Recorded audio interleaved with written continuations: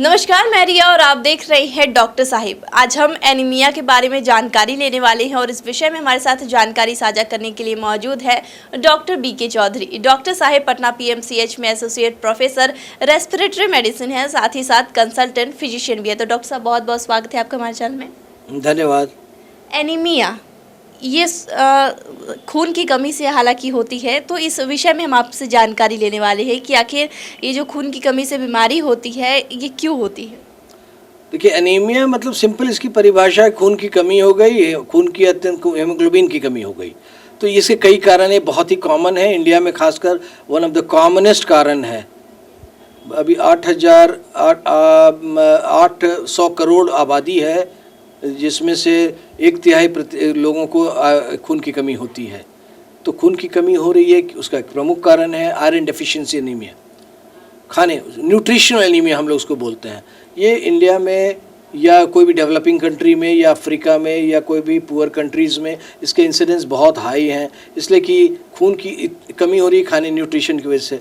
Proper diet नहीं मिल रहा है, प्रॉपर डाइट नहीं मिलने की वजह से वो एक प्रमुख कारण है, डाइट नहीं मिल रहा है। दूसरा इम्पोर्टेंट कारण है कि एक हुकवर्म इन्फेस्टेशन, जो कि अब तो कम गया है। बहुत लोग देहात में, ग्रामीण परिवेश में और गाँव में जाते हैं, तो बहुत लोगों को मेरा मैसेज ये है कि आप कभी खाली पैर बाथरूम नहीं जाए। अभी भी जाइएगा तो बड़े बुजुर्ग जो मना करते हैं खाली पैर बाथरूम नहीं जाओ।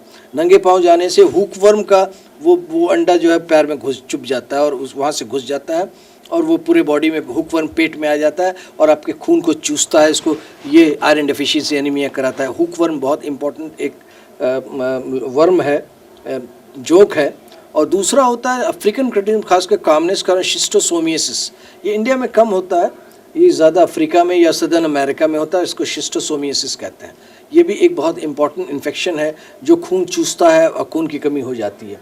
ये दोनों तो इम्पॉर्टेंट हुआ। उसके अलावा चलिए, ये जैसे बहुत सारे पुबर्टियस फीमेल हैं, लड़कियां हैं, बच्चियां हैं, वो धीरे धीरे उसको मेनार्की हुआ, मेनार्की कहते हैं जब उसका मेंसेस पहली बार शुरू हुआ, तो उसको अंदाज़ नहीं मिलता उसमें ब्लीडिंग लॉस, ब्लड लॉस ज़्यादा हो रहा है।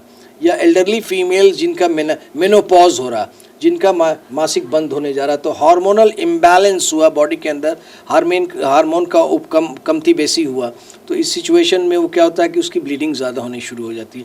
उसमें एक इंपॉर्टेंट बीमारी जिसको डिस्फंक्शनल यूट्राइन ब्लीडिंग होती है, वो महिलाओं में ज़्यादा होती है। तो फीमेल्स में एक बहुत प्रमुख कारण महिलाओं में ही ज़्यादा पाया जाता है और इसका लॉस का कारण। उसके अलावा अभी क्या हो रहा है कि सबसे ज़्यादा कॉमन कारण जो है वो अभी इंडिया में या पूरे विश्व में ज़्यादातर पेशेंट डायबिटिक हैं या हाइपरटेंसिव हैं या जिनको स्ट्रोक से बचाना है या हार्ट अटैक से बचाना है, तो एस्पिरिन नाम की एक टैबलेट हम लोग खिलाते हैं खून पतला रखने के लिए।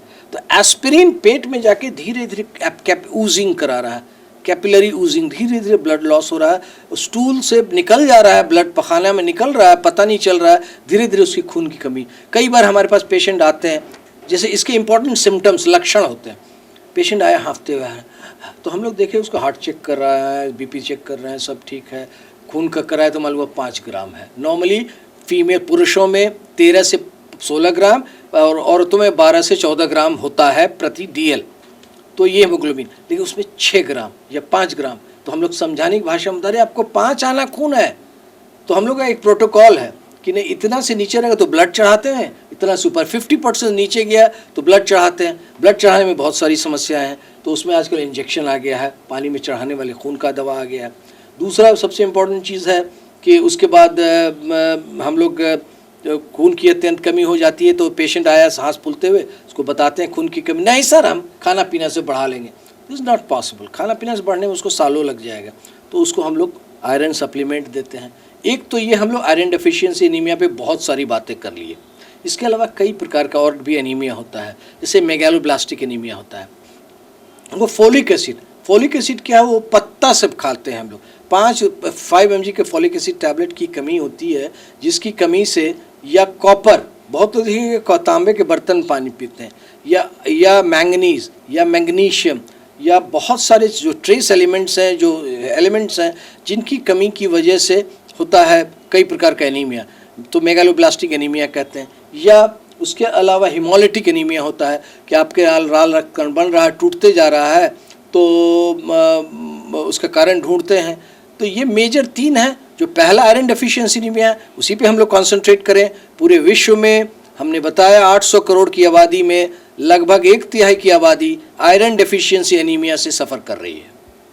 तो अगर किसी को ये हो रहा है, एनीमिया की समस्याएं हो रही हैं खासकर महिलाओं में, तो इस समस्या को कैसे दूर किया जा सकता है? देखिए, इसमें दूर क्या करना है, लोगों को जागरूक बनाना है कि देखिए, आप अगर नहीं, आपके खून कम रहेगा तो इसका सबसे बड़ा कॉम्प्लिकेशन आपका पैर फूलना शुरू होगा, आपके सांस फूलेगा, बिल्कुल सफ़ेद पीला दिखिएगा, हार्ट फेल कर जाता है। कॉम्प्लिकेशन ये भी है कि हार्ट फेलियर में लोग चले जाते हैं।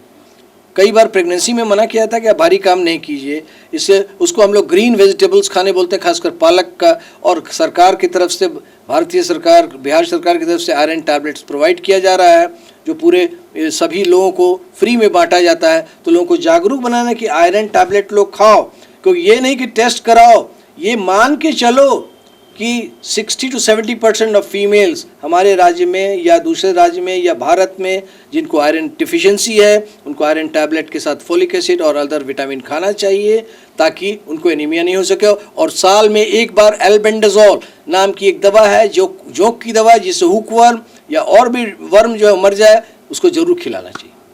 तो एनीमिया के बारे में जो आपने हमारे साथ जानकारी साझा की है, उसके लिए बहुत बहुत शुक्रिया। धन्यवाद। तो आप डॉक्टर बीके चौधरी को सुन रहे थे, जिन्होंने हमारे साथ एनीमिया के बारे में जानकारी साझा की है। इस विषय में आप क्या सोचते हैं, हमें कमेंट कर ज़रूर बताएं। चैनल को सब्सक्राइब करें, फेसबुक पेज को लाइक करें। साथ ही डॉक्टर साहब से आपके क्या सवाल है, हमें कमेंट कर या मेल के माध्यम से भेज सकते हैं।